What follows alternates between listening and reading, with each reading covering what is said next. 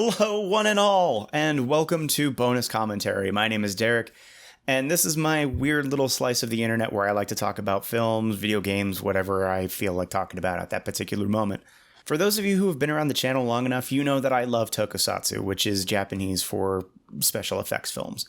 Once more, we'll be taking a dive into these wonderful films. But unlike normal, I like to talk about Godzilla a lot. It's not a problem, I swear. Okay, maybe a little. We're actually going to be talking about Gamera, the other Big G. The reason we'll be talking about him today is the OmniViewer has posed a kind of retrospective to the community at large to talk about Gamera's best moments to the viewer. He's a YouTuber. I'm going to leave a link around here somewhere.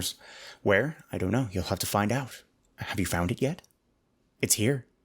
I don't know what I'm doing. And I thought, you know what, I've never done one of these before, and what better opportunity? The prompt was basically to showcase Gamera's most exciting moments to the viewer. While I've always been and will always be Team Godzilla, I'd be lying if I said I didn't have a soft spot for the Rogue Ninja Turtle. So when the prompt was made, I couldn't help myself. I had to talk about this particular moment, this one monstrous moment, that to me solidifies Gamera as being a hero.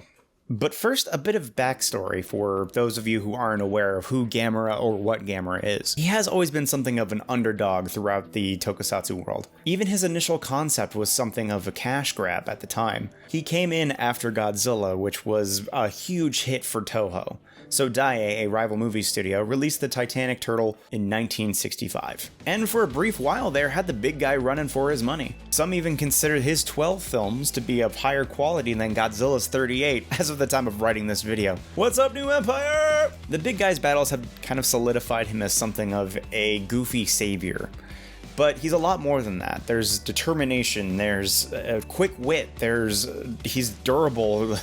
There's more than one occasion that he's been stabbed through over and over again and still come out on top, somehow. And these victories have won him the hearts and minds of children everywhere, myself included. But for a while there, Gamera was put in the dirt thanks to a certain little film called Gamera Super Monster. Yes, he is absolutely fighting a galactic star cruiser from Star Wars, don't ask. It was a weird time, it was the 70s.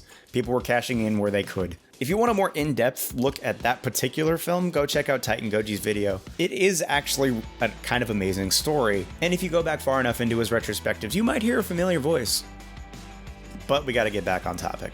The Heisei era brought about Gamera's best films, and some argue that they're actually the best tokusatsu films maybe ever made. I would say that these three films, in terms of quality, do a lot more than a lot of the other Godzilla films that were coming out at the time. Save one or two. Gamera had mythos, he had story, his motivations were very clear. Save the Earth first, and, don't worry too much about humanity. And as the movies progressed, we were slowly going down that totem pole of importance to Gamera. And holy crap, could this turtle tank hits better than Big G. I guess the shell just was not for show. He gets blasted and burned, and all the while defending Earth. These films were an undeniable spectacle, showcasing light effects, what they could do with the suits at the time. Truly, they are fun to watch, just for the fights alone. That said, the human characters weren't all that bad either. And throughout these three films, his patience with humanity is wearing thinner than graphite. Imagine, if you can, being this creature. You're constantly trying to take care of nature, and humans, being the wonderful upsetters of balance that they are constantly messing it up. You would eventually go to your wit's end too, which is where we find Gamera in the beginning of Gamera vs. Iris. The opening shots of the film show our guardian no longer taking care of humanity, instead they're just kind of ants in the way of what it is it's trying to do. We see him haphazardly blowing up city streets with all civilians in there, and nobody cares. Well, actually, we care. Humanity cares, but not so much Gamera. He's supposed to be our guardian, but, we keep screwing things up. He's kind of sick of us. Can you blame him? After this, we meet a character named Ayana, a child who would normally see this character being heroic as being something truly monstrous and horrifying to look at. More of an evil entity than anything. We're shown that in the first film, Gamera accidentally killed her mother and father, and has kind of left her orphaned, so her vision of him is skewed into what is frankly one of the most badass designs for the character I think ever. Ayana did him a huge favor. So when Ayana makes a friend with a character who can maybe kill her parents' killer, we get something far, far worse. Our film's antagonist, Iris. This spiky flying spaghetti monster is no joke. His first act when coming to full power is to ram a spike directly through Gamera's chest. And in an instant, we see our protagonist overpowered and thrown through a train station. Like some of my luggage that was very clearly marked fragile. Frankly, it's a pretty grisly moment. Our hero has blood going everywhere. He's looking like he's on his way out the door. I like to think in this moment, Gamera's kind of having an epiphany about where it all went wrong and what he's gonna do once he— oh my god, is that thing eating a child? Iris attempts to kidnap Ayana and feed off of her life energy. But Gamera's guardian mode activates, and well, he's just not having it. Yoink! Perhaps for what might be the last time, Gamera saves a child. And it's the human girl who's responsible for his current pain and suffering. Even with this Kung Pao-sized hole in his chest, he's determined to save this kid. And that's when the tables appear to make their final turn. Gamera's hand is impaled by Iris. Since we know this thing is in no short supply of stabby hands, things are looking very, very grim. This could very well be the end of our hero. And that's when we get this monstrous moment. When the chips are down, and so is his hand count, the towering turtle does the unthinkable. He blows off his own freaking hand, putting him up there with Ash Williams' like badass one-handed heroes. But it's not over yet. Iris goes in for a killing blow with these plasma energy balls, which Gamera reforms into a new hand to deliver the most destructive Shoryuken since the end of Street Fighter 1. Turtle magic. Roll with it. And in a flash, Iris is defeated. So why this scene? Of the 12 films I had mentioned, going from goofy to glorious, this scene in particular really showcases everything Gamera does wonderfully in just a handful of moments.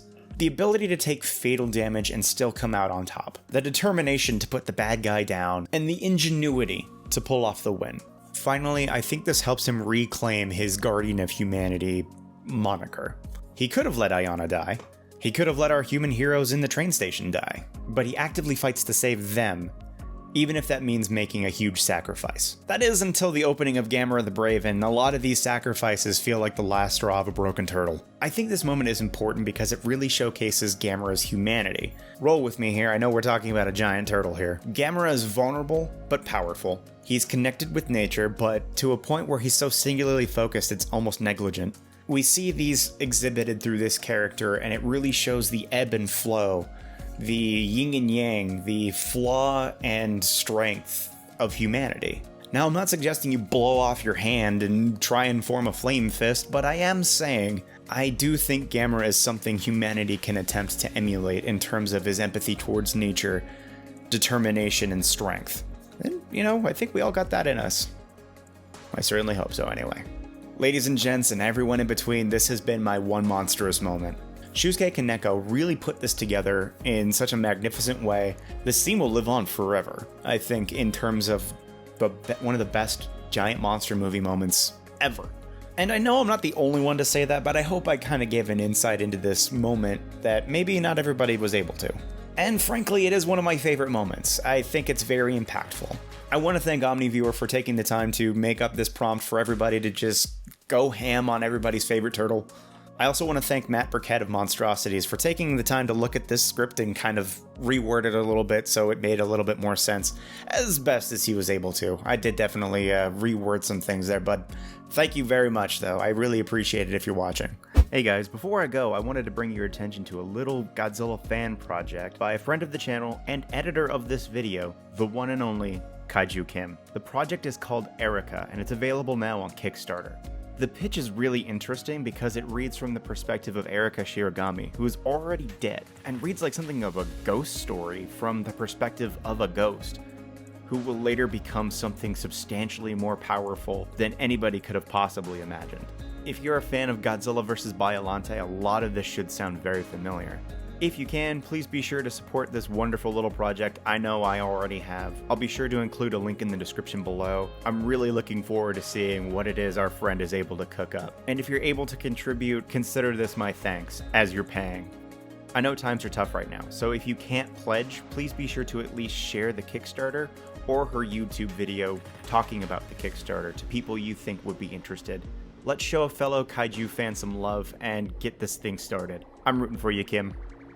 If you like what you saw, you know the YouTube drill by now. I have some Godzilla videos on here that cover all of the Showa era, where I basically convert all the Godzilla creatures from the Showa era into D&D monsters for your playable games at home.